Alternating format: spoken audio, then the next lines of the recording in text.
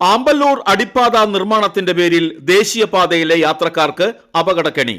കഴിഞ്ഞ രാത്രിയിൽ മാത്രം ദേശീയപാതയിൽ അടിപ്പാത നിർമ്മാണത്തിനായി അട്ടിയിട്ട സ്ലാബുകളിലേക്ക് ഇടിച്ചു കയറിയത് 2 വാഹനങ്ങൾ. 6 യാത്രക്കാർക്ക് പരിക്കേൽക്കുകയും ചെയ്തു. വ്യാഴാഴ്ച രാത്രി 10 മണിയോടെ ബൈക്ക് സ്ലാബിലേക്ക് ഇടിച്ചു കയറി 2 ബൈക്ക് യാത്രികർക്ക് പരിക്കേറ്റു. രാത്രിയിൽ തന്നെ മറ്റൊരപകടത്തിൽ കാർ ഇതേ സ്ലാബുകളിലേക്ക് ഇടിച്ചു കയറി കാർ യാത്രികരായ 4 പേർക്കും പരിക്കേറ്റു.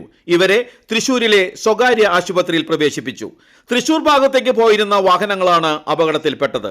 ദേശീയപാതയിൽ നിന്ന് വരുന്ന വാഹനങ്ങൾ അടിപ്പാത നിർമ്മാണം നടക്കുന്ന ഭാഗത്ത് വഴിതിരിച്ചുവിടാൻ സുരക്ഷാ ക്രമീകരണങ്ങൾ ഒരുക്കാത്തതാണ് അപകടങ്ങൾക്ക് ഇടയാക്കിയത്. വേഗതയിലെത്തുന്ന വാഹനങ്ങൾക്ക് റോഡ് തിരിച്ചറിയാൻ കഴിയാതെ കൂട്ടിയിട്ട സ്ലാബുകളിലേക്ക് ഇടിച്ചു കയറുകയായിരുന്നു. ഇവിടെ വെളിച്ചവും ഇല്ലായിരുന്നു.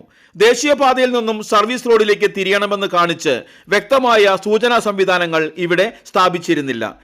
സർവീസ് റോഡിലേക്ക് തിരിയണം എന്നറിയാതെ ദേശീയപാതയിലെ വാഹനങ്ങൾ പണികൾ നടക്കുന്ന ഭാഗത്തേക്ക് പാഞ്ഞു കയറിയാണ് 2 അപകടങ്ങളും സംഭവിച്ചത്. നാട്ടുകാർ ചേർന്നാണ് പരിക്കേറ്റവരെ ആശുപത്രിയിൽ എത്തിച്ചത്. നാട്ടുകാരുടെ പ്രതിഷേധത്തെ തുടർന്ന് വെള്ളിയാഴ്ച രാവിലെ കരാർ കമ്പനി അപകട സൂചനാ ബോർഡും സുരക്ഷാ ക്രമീകരണങ്ങളും ഒരുക്കി. സുരക്ഷാ ക്രമീകരണങ്ങൾ ഒരുക്കുന്നതിൽ വീഴ്ച വരുത്തിയവർക്കെതിരെ നടപടി വേണമെന്ന് നാട്ടുകാർ ആവശ്യപ്പെട്ടു. ഇവിടെ നാഷണൽ ഹൈവേ അതോറിറ്റിയുടെ ഒരു അനാസ്ഥ മൂലമുണ്ടായ ഒരു ബൈക്ക് അപകടം എന്ന് വേണമെങ്കിൽ ഇതിനെക്കുറിച്ച് നമുക്ക് പറയാം. കാരണം ഇവിടെ ഇപ്പോൾ ഈ കാണുന്ന ബാരിക്കേഡ് ഇന്നലെ രാത്രി 10 മണിക്ക് ഉണ്ടായിരുന്നില്ല.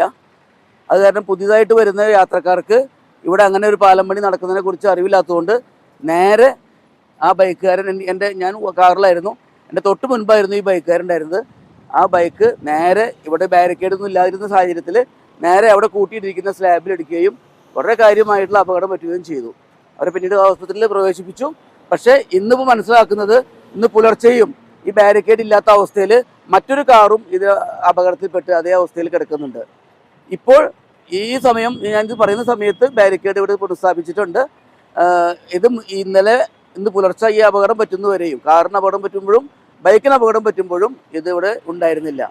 അപ്പോൾ ഇത് അധികാരികൾ പ്രത്യേകമായിട്ട് ശ്രദ്ധിക്കണം എന്നാണ് എനിക്ക് ഈ അവസരത്തിൽ പറയാറുള്ളത്. അല്ലെങ്കിൽ ഇനിയും തുടർന്ന് അപകടങ്ങൾ ഉണ്ടാവാനുള്ള സാധ്യതകൾ ഉണ്ട്. കാണുന്ന ബാരിക്കേഡുകൾ ഇന്നലെ രാത്രി അപകടം നടക്കുമ്പോൾ ഉണ്ടായിരുന്നില്ല. ഈ ബാരിക്കേഡുകൾ ഒന്നും ഉണ്ടായിരുന്നില്ല. ആ കിടക്കുന്ന സ്ലാബുകൾ മാത്രമാണ് ഉണ്ടായിരുന്നത്. ഇവിടെ ആകെ കൂടിയൊരു സിഗ്നൽ ബോർഡ് എന്ന് പറയുന്നത് ഈ ടേക്ക് ഡൈവേർഷൻ എന്ന് പറയുന്ന ഒരു ബോർഡ് മാത്രമായിരുന്നു. അതാണെങ്കിലോ ഇരുവശങ്ങളിലുള്ള വാഹനങ്ങൾ പോകുമ്പോൾ ഒത്തിരി പൊടി പടലങ്ങൾ ഉണ്ടായിരുന്നതിൻ്റെ പേരിൽ അത് കാണാനും ബുദ്ധിമുട്ടായിരുന്നു. പ്രത്യേകിച്ച് ആദ്യമായിട്ട് വരുന്നവർക്ക് ഒട്ടും തന്നെ കാണാൻ സാധിക്കുമായിരുന്നില്ല. പിന്നെ ഈ കാണുന്നതൊന്നും ഞാൻ ഇന്നലെ നേരത്തെ സൂചിപ്പിച്ചതുപോലെ ഇതൊന്നും ഇന്നലെ ഉണ്ടായിരുന്ന സംഭവങ്ങളല്ല. ആ ബൈക്ക് നേരിട്ട് അവിടെ വന്ന് ഇടിച്ചതിന് ശേഷമാണ് ഞാനത് ശ്രദ്ധിച്ചത്.